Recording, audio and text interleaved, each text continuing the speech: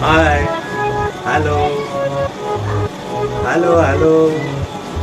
कैसे हो आप सब लोग? मैं आपका बाबा राजाचा मौजा इस यूट्यूब चैनल में आपका तहे दिल से स्वागत करता हूँ। हमारा सरदार बहुत खतरनाक आदमी, डरपोक भी उतना ही था।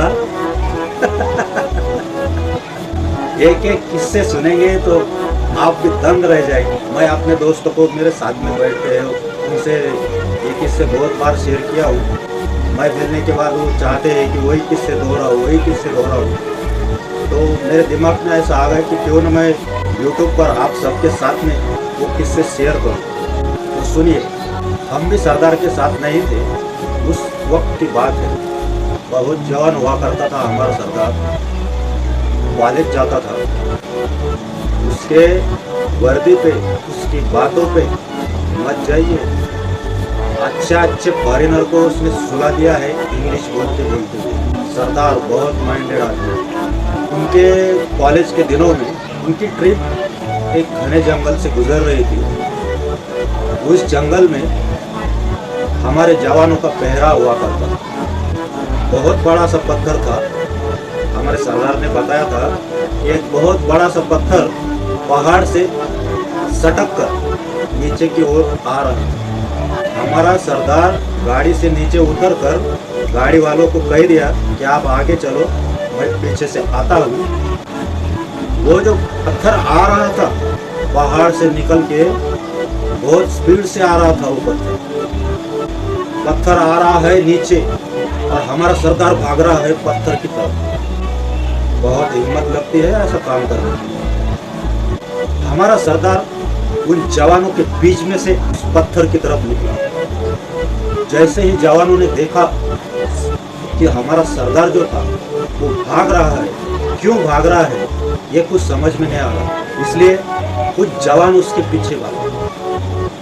तो भागते हुए सरदार चिल्ला रहा था, मेरे साथियों, मेरे देशभक्तों, आप मत आओ, आप वहीं रुको। ऊपर से एक बड़ा पत्थर आ रहा है, मैं उसे रोकने के लिए जा रहा हूँ। उन जवानों ने जब पहाड़ी से आने वाले पत्थर को देखा, उन्होंने अपने सभी साथियों को आवाज लगाई। एक नौजवान हमारे लिए नीचे आने वाले पत्थर को रोकने के वास्ते दौड़ रहा है। जैसे ही सभी जवानों ने वो आवाज सुनी तो वो भी पत्थर की ओर दौड़ने लगे। ना रास्ता था ऊपर जाने का, ना कोई जगह थी जाने की। बस सबकी नजर उस पत्थर पर थी। पैर कहाँ गिर रहे हैं किसे कुछ नहीं पता। कोई नीचे गिरेगा, फिसल जाएगा, कुछ लेना देना नहीं था, सिर्फ पत्थर को रोकना था। लेकिन हमारे सरदार ने देख लिया कि हमारे देश के जवान मेरे पीछे आ रहे हैं पत्थर को रोकने के लिए, अब क्या करें। तो उन्होंने ऐसा काम किया जिसे सुनकर आप दंग रह जाएंगे।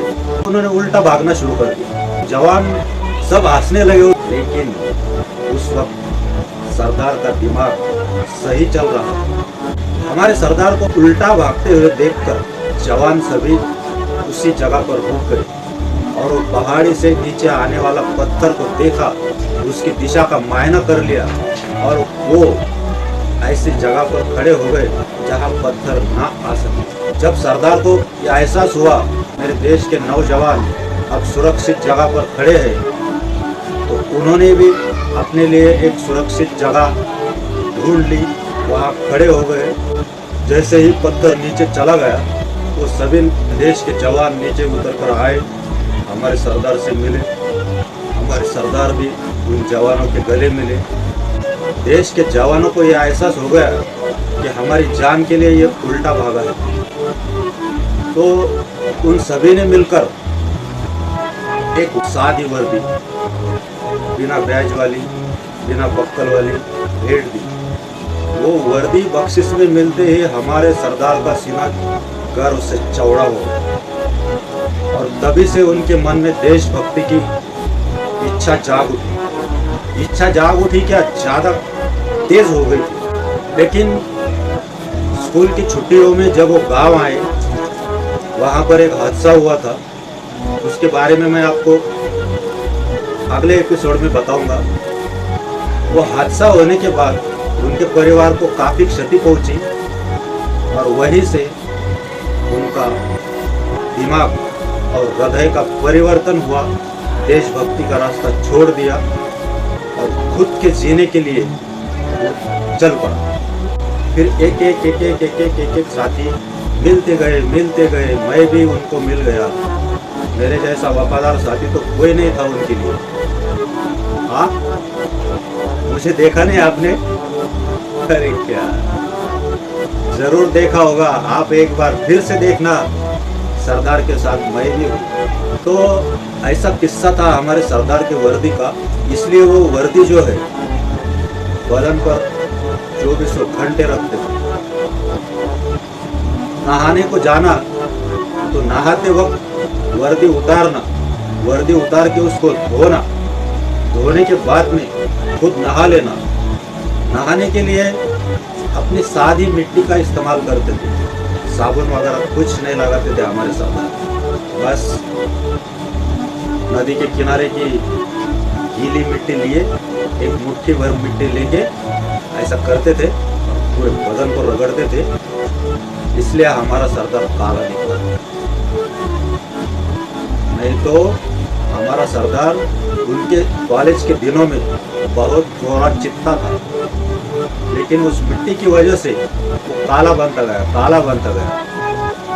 इतना भी काला नहीं था, सांवला था, लेकिन गोरे से काला बनने का इतिहास भी मैंने आपको बता ही दिया। क्या करूं, मेरा मन ही ऐसा है, मेरे दिल के अंदर कोई बात छुपती ही नहीं है।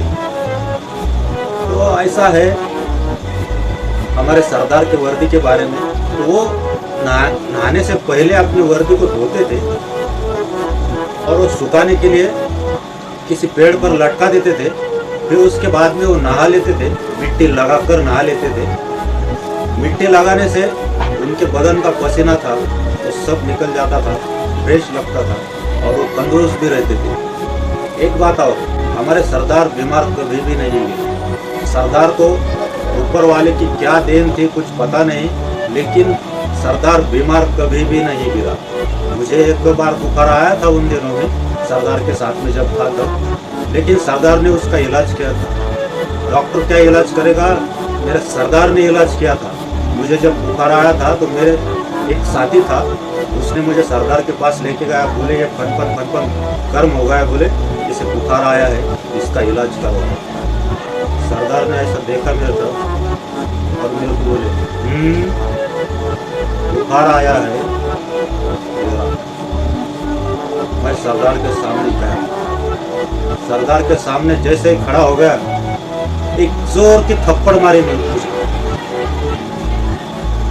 सरदार ने इतनी जोर से थप्पड़ मारी, उसकी गूंज 50 कोस दूर गांव के अंदर ही सुनाई, क्योंकि 50 कोस दूर गांव के बाहर जो गांव थे वो हमें भी नहीं मालूम थे और सरदार की थप्पड़ को भी मालूम नहीं थे, इसलिए वो थप्पड़ की गूंज 50 कोस दूर गांव के बाहर गई नहीं। मुझे कैसा पता। यार थोड़ा सोच लिया करो, जब 50 कोस दूर गांव तक ही सरदार की सीमा थी, तो उसने मारे हुए थप्पड़ की गूंज 50 कोस दूर गांव के बाहर कैसी जा सकती?